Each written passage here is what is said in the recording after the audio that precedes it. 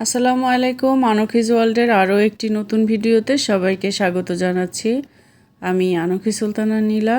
এটা শুক্রবারের ভিডিও। আর শুক্রবার মানেই বাজার। অনেক অনেক বাজার চলে এসেছে। আমার হাজব্যান্ড বাজার করে আনলো। আর একটা সুখবর, আমি হেল্পিং হ্যান্ড পেয়ে গেছি। অনেক খোঁজাখুঁজির পরে, ঈদের পরে অনেক দিন ধরে মানুষ ছিল না, আমি একা একা কাজ করছি। তো এই যে আমি শশাগুলো তুলে রাখতেছি। শশাগুলো এমনি আমাদের খাওয়ার জন্য, ডায়েটে আমি শশা খাই, আমি আর আমার হাজব্যান্ড। এই জন্য ছোটো ছোটো শশা বেছে বেছে নিয়ে আসা হয়। এটা হচ্ছে আমরা সকালের ব্রেকফাস্টে শশা, ডিম পোচ আর একটু বাদাম এগুলো খাই। আর এই যে আমাদের কাজের হেল্পিং হ্যান্ড, ও হচ্ছে থালা বাসন ধুচ্ছে। আবার থালা বাসনগুলো খুব কাজে একদম এক্সপার্ট, খুবই ভালো। ওকে পাওয়ার পরে আমার খুব মানে আমি নিশ্চিন্ত, আলহামদুলিল্লাহ।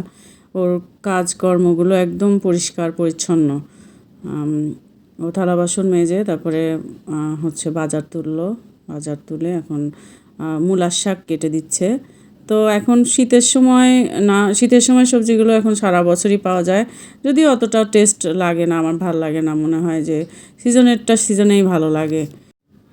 বউ আমাকে সব কোটা বাছা কমপ্লিট করে দিয়ে গেছে, মাছ ধুয়ে দিয়ে গেল। আমি এখন লাউ চিংড়ি রান্না করব, আর ইলিশ মাছ দিয়ে কুড়ি কচু, আর এই যে শাক কুটে ধুয়ে দিয়ে গেছে।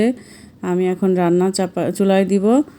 প্রথমে আমি হচ্ছে লাউ চিংড়ি রান্না করব। এই জন্য হচ্ছে একটু সয়াবিন তেল গরম করে তার মধ্যে অল্প একটু পেঁয়াজ আর হচ্ছে জিরা দিয়ে ফোড়ন দিলাম। তারপরে বাকি পেঁয়াজটা দিলাম। এই পেঁয়াজটা দিয়ে একটুখানি নাড়াচাড়া করে তারপরে আমি এর মধ্যে দিয়ে দিচ্ছি লবণ একটুখানি, যাতে করে ওই পানি দিলে কিংবা অন্য কিছু দিলে ছিটে না আসে, জন্য প্রথমেই একটু লবণ ছিটায় দিতে হয়। এই হ্যাকটা আমি হচ্ছে খুবই উপকার পাই এমনটা করে।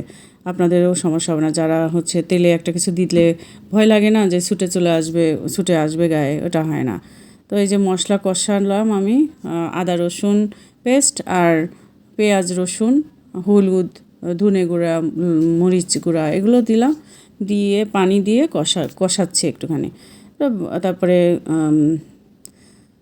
চিংড়ি দিয়ে দিলাম। চিংড়ি দেওয়ার পরে একটু মশলাটা কষাবো। আর চিংড়ি বেশি কষালে আসলে ভিটামিন নষ্ট হয়ে যায়। চিংড়ি আর ইলিশ মাছটা খুব বেশি হাই হিটে রান্না না করাই ভালো। তারপরে এই যে আমি মাছটা একটু কষানো হয়ে গেলে লাউটা দিয়ে দিলাম। আর লাউটা আসলে কি সাদা লাউ, এই জন্যে সাদা সাদা লাগতেছে। আর চিংড়িটার খোসাও নরম ছিল, এই জন্য খুব যে লাল টকটকা হয়ে যাবে তা না।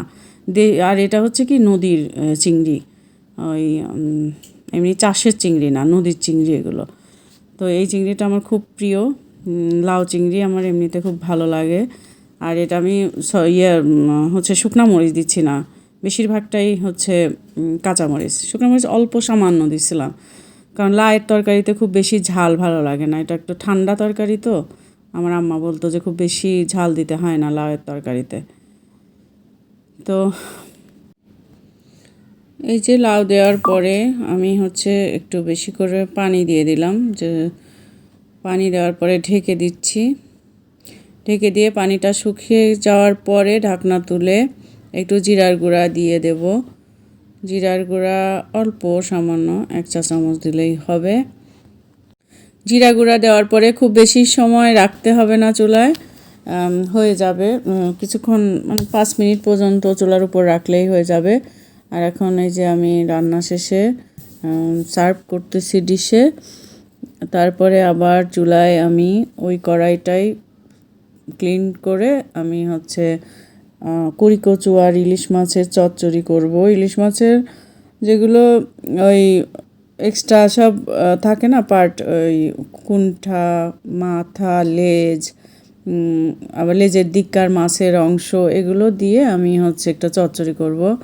তো একই রকম ওয়েতে করতেছি, যে প্রথমে সয়াবিন তেলে পেঁয়াজ, রসুন, আদা জিরা বাটা, হলুদ গুঁড়া, তারপরে একটু শুকনো মরিচ গুঁড়া, ধনের গুঁড়া, এগুলো দিয়ে এই যে কষায় নিচ্ছি, আর কাঁচামরিচ দিয়ে। চচ্চড়ি তরকারিতে এমনিতে কাঁচামরিচই খুব ভালো হয়, শুকনো মরিচের পরিমাণটা খুব অল্প দিতে হয়। তো হচ্ছে এখন মশলাটা একটু কষাবো, কষানোর পরে এই যে একটুখানি পানি দিয়ে কষালে ভালো হবে, যাতে করে পেঁয়াজটা একদম নরম হয়ে যায়। পানিটা শুকালেই পেঁয়াজটা নরম হয়ে যাবে, আবার মশলাটাও কষানোটা হয়ে যাবে। তো কষানো বলতে অনেকেই কেমন ভাজা ভাজা করে কষায়, ব্যাপারটা কেমন হয় ওই পুড়ে যাওয়ার একটা চান্স থাকে, যে গন্ধটা অন্যরকম লাগে। আর এভাবে পানি দিয়ে অল্প অল্প জালে মশলাটা কষালে টেস্ট বেশি হয়। অনেকেই এই ব্যাপারটা বোঝে না, মনে করে যে পানি ছাড়াই ওই তেলে আর হিটে বেশি করে ভাজা ভাজা করলেই হয়। আসলে না, একটু পানি দিয়ে দিয়ে কষালে তরকারির স্বাদটাও বাড়ে। তো এখন আমি মশলা কষানোর পরে মাছটা দিয়ে দিচ্ছি। মাছ দেওয়ার পরে একটু মশলাটা যাতে মাছের মধ্যে ঢোকে সেরকম করে একটু নাড়াচাড়া করব, আস্তে ধরে নাড়াচাড়া করব যেন মাছ ভেঙে না যায়। আর এখন এই যে কুড়ি কচুটা দিয়ে দিচ্ছি। অনেকে মুখী কচু বলে, কচুর মুখী বলে অনেকে, আর আমাদের পাবনায় বলি আমরা হচ্ছে কুড়ি কচু। তো এই কুড়ি কচু দিয়ে ইলিশ মাছটা খুব, এই কম্বিনেশনের রান্না সবাই পছন্দ করে আমাদের পাবনার। আর ইলিশ মাছে কিছু কিছু নির্দিষ্ট সবজি থাকে, এর বাইরে আমরা অন্য কোনো সবজি দিয়ে ইলিশ মাছ রান্না করি না।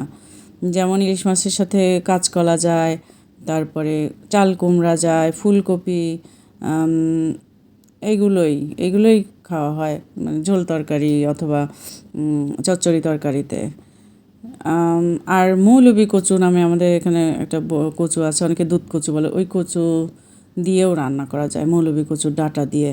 আমার আম্মা খুব সুন্দর করে ঝোল তরকারি রান্না করতো ইলিশ মাছের, তো ওটাও স্বাদ লাগতো। আর একরকম ইলিশ মাছটা আসলে সবার খুবই টেস্টি, এটা আর বলার বাইরে, যে যেভাবেই রান্না করা হোক ইলিশ মাছ ভালো লাগে। কিন্তু আমাদের পাবনায় নির্দিষ্টভাবেই রান্না করা হয়, অন্য কোনো খুব বেশি মশলা না, একদম হালকা মশলায়। তো আমি এই যে হয়ে গেছে আমার ইলিশ মাছ চচ্চড়ি, সার্ভ করেছি চিংড়ি মাছ, লাউ চিংড়ি আর কুড়ি কচু দিয়ে ইলিশ মাছ। এটা আজকে দুপুরের খাবার। আর একটু মূলার শাক ভাজি করছিলাম, ওটা আমি ভিডিওতে দেখাইনি। আর খুবই টেস্ট হয়েছিল। আমার হচ্ছে লাউ চিংড়ি, তারপরে ইলিশ মাছের কাটাকোটা দিয়ে কুড়ি কচু। আর এইটা আমার বাবার বাড়ির পুকুর, আর এইখানে আমাদের মানে এই পুকুরে আমরা ছোটোবেলায় সাঁতার কাটছি। এখন আমাদের ছেলেমেয়েরা, আমার ভাইয়ের ছেলে, এগুলো তো এখন সেটাই ওদেরকে দেখে আমার ভীষণ ভালো লাগছিল, যে যেখানে আমরা এইভাবে সাঁতার কাটছি। আমার ছেলে মেয়েকে এখানেই সাঁতার শেখানোর চেষ্টা করেছি। তো দুইটা ছেলে আমার সাঁতার শিখছে, কিন্তু আমার মেয়ে এখনও শেখেনি। ছোট ছেলে আর বড় ছেলেকে সাঁতার শেখানোর জন্য এখানে পাঠিয়ে দিতাম। আমার বাড়ি থেকে ওদের নানুর বাড়ির কাছে জন্য এই সুবিধাটা পাওয়া গেছে। এই পুকুরের পানির উপরে আমাদের এত আকর্ষণ ছিল ছোটোবেলায়, একদম উঠতে চাইতাম না, পুরা মানে 1 ঘন্টা 1.5 ঘন্টা পর্যন্ত নেমে থাকতে চাইতাম। এই পুকুরে নেমে থাকা নিয়ে আম্মার কাছে কত যে বকা খাইতাম। আর একটু ঠান্ডা সর্দি কাশি হলেই আম্মা বলতো, যা পুকুরে ডুব দে, আরও বেশি করে গোসল কর। এখন মা হওয়ার পর বুঝি ছেলে পেলে যদি মায়ের কথা না শোনে তাহলে মায়ের কতটা কষ্ট হয়। তো আসলে মিস করি আম্মার সেই শাসনগুলো। ভিডিওটা শেষের দিকে বেশ লম্বা হয়ে গেলে ভিডিওটা আবার আপনাদের কাছে বিরক্তিকর মনে হবে। তো এই পর্যায়ে আমি রিকোয়েস্ট করব, আমার ভিডিও যদি ভালো লাগে অবশ্যই লাইক কমেন্ট শেয়ার করবেন, আর সাবস্ক্রাইব করে আমার পাশে থাকবেন। আর যারা ফেসবুক থেকে দেখছেন অবশ্যই ফেসবুকের আমার পেজটি ফলো দিয়ে রাখবেন, আর ইউটিউব চ্যানেলটি সাবস্ক্রাইব করে বেল বাটনে অন করে রাখবেন, যাতে করে নতুন নতুন ভিডিও আপলোড করার সাথে সাথে আপনাদের কাছে নোটিফিকেশন চলে যায়। আর এখানে আমি বলে দিচ্ছি গোসল করছে কে কে। আমার ছোট ভাই কনকের একমাত্র ছেলে ইউসুফ, আর আমার ছোট ভাই হিরক, ওর 2টা ছেলে তাহমিদ তামজিদ, আর আমার ছেলে ঈশান, আর আমার মেয়ে ঝিলিক। আমার মেয়ে ঝিলিক তো সাঁতার জানে না, ও হচ্ছে লাইফ জ্যাকেট নিয়ে সাঁতার দিচ্ছিল। আর এদিকে খুব মজার বিষয়, যেহেতু বর্ষাকাল, এই যে একটু একটু বৃষ্টি, গুড়ি গুড়ি বৃষ্টি হচ্ছে। পুকুরের পানিতে বৃষ্টি হওয়া খুব মজার লাগে দেখতে।